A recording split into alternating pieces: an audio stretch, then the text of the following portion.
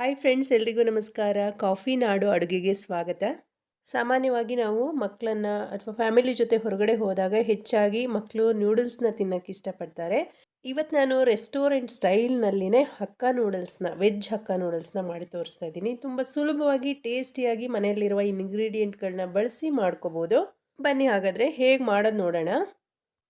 ಒಂದು ಪಾತ್ರೆಯಲ್ಲಿ ನೀರು ಹಾಕಿ ಚೆನ್ನಾಗಿ ಕುದಿಸ್ಕೊಳ್ತಾ ಇದ್ದೀನಿ. ನೋಡಿ, ಇದಕ್ಕೆ ನಾನು ನೂಡಲ್ಸ್ ಹಾಕ್ತಾ ಇದ್ದೀನಿ.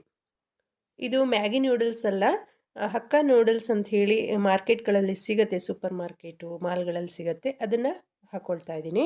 ಇದನ್ನು ಮೀಡಿಯಮ್ ಫ್ಲೇಮ್ನಲ್ಲಿ ಇಟ್ಕೊಂಡು 3-4 ನಿಮಿಷ ಚೆನ್ನಾಗಿ ಬೇಯಿಸ್ಕೋಬೇಕಾಗತ್ತೆ. ನೋಡಿ, ಇದ್ರ ಜೊತೆಗೆ ಸ್ವಲ್ಪ ಎಣ್ಣೆ ಹಾಕ್ಕೊಳ್ತಾ ಇದ್ದೀನಿ. ಎಣ್ಣೆ ಹಾಕ್ಕೊಳ್ಳೋದ್ರಿಂದ ಉದ್ರುದ್ರಾಗತ್ತೆ, ಒಂದಕ್ಕೊಂದು ಅಂಟ್ಕೊಳ್ಳೋದಿಲ್ಲ ಅಂತ ಹೇಳಿ. ತುಂಬ ಮೆತ್ತಗೆ ಬೇಯಿಸ್ಕೊಳಕ್ಕೆ ಹೋಗಬಾರ್ದು. ನೋಡಿ, ಹೀಗೆ ಮುಟ್ಟು ನೋಡಿದ್ರೆ, ಈಗ ಕಟ್ ಮಾಡಿದ್ರೆ ನೋಡಿ ಈ ರೀತಿ ಕಟ್ ಆಗಬೇಕು. ಇಷ್ಟು ಬೆಂದರೆ ಸಾಕಾಗತ್ತೆ. ಈಗ ನಾನು ಸ್ಟವ್ನ ಆಫ್ ಮಾಡ್ಕೊಳ್ತಾ ಇದ್ದೀನಿ. ಈಗ ಈ ನೂಡಲ್ಸ್ನ ಒಂದು ಸ್ಟ್ರೈನರಿಗೆ ಹಾಕ್ಕೊಂಡು ನೀರನ್ನೆಲ್ಲ ಫಿಲ್ಟ್ರ್ ಮಾಡ್ಕೊಳ್ಳೋಣ. ಇದ್ರ ಮೇಲ್ಗಡೆ ಸ್ವಲ್ಪ ತಣ್ಣೀರನ್ನ ಈ ರೀತಿ ಸುರಿತಾ ಇದ್ದೀನಿ. ಇಲ್ಲಾಂದರೆ ಇದ್ರ ಬಿಸಿಗೇನೆ ಇನ್ನೂ ನೂಡಲ್ಸು ಬೆಂದ್ಬಿಡತ್ತೆ. ಅದರಿಂದ ಇದ್ರ ಮೇಲ್ಗಡೆ ಸ್ವಲ್ಪ ನೀರು ಹಾಕ್ಕೊಳ್ಳೋಣ. ನೋಡಿ, ಪರ್ಫೆಕ್ಟಾಗಿ ಬೆಂದಿದೆ, ಉದ್ರಾಗಿದೆ. ಈಗ ಇದನ್ನು ಒಂದು ಸೈಡ್ನಲ್ಲಿ ಎತ್ತಿಟ್ಕೊಳ್ಳೋಣ.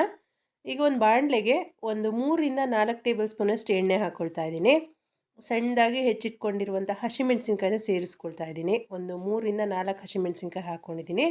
ನೋಡಿ, ಈ ರೀತಿ ಉದ್ದುದ್ದಾಗಿ ಕಟ್ ಮಾಡಿ ಇಟ್ಕೊಂಡಿರುವಂತಹ ಈರುಳ್ಳಿನ ಸೇರಿಸ್ಕೊಂಡು 1 ನಿಮಿಷ ಈ ರೀತಿ ಚೆನ್ನಾಗಿ ಫ್ರೈ ಮಾಡ್ಕೊಳ್ಳೋಣ.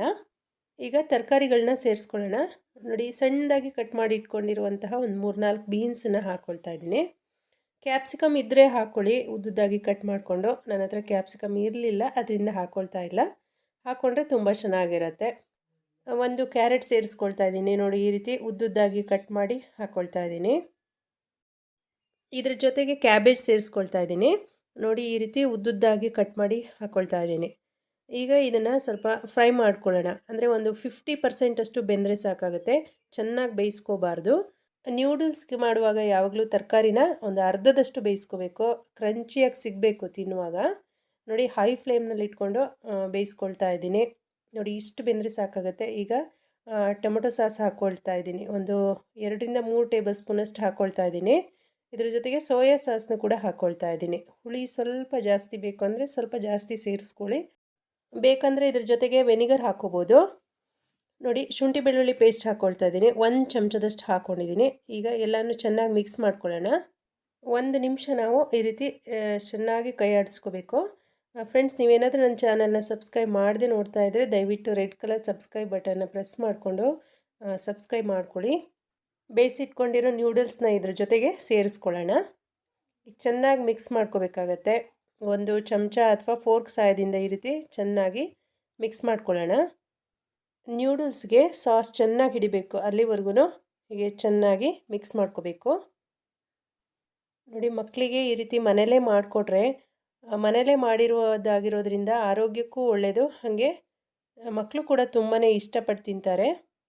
ಮಿಕ್ಸ್ ಮಾಡಿದ್ದಾಗಿದೆ. ಇದರ ಮೇಲ್ಗಡೆ ಚಾಟ್ ಮಸಾಲ ಹಾಕ್ತಾಯಿದ್ದೀನಿ. ಇದ್ದರೆ ಹಾಕ್ಕೊಳ್ಳಿ.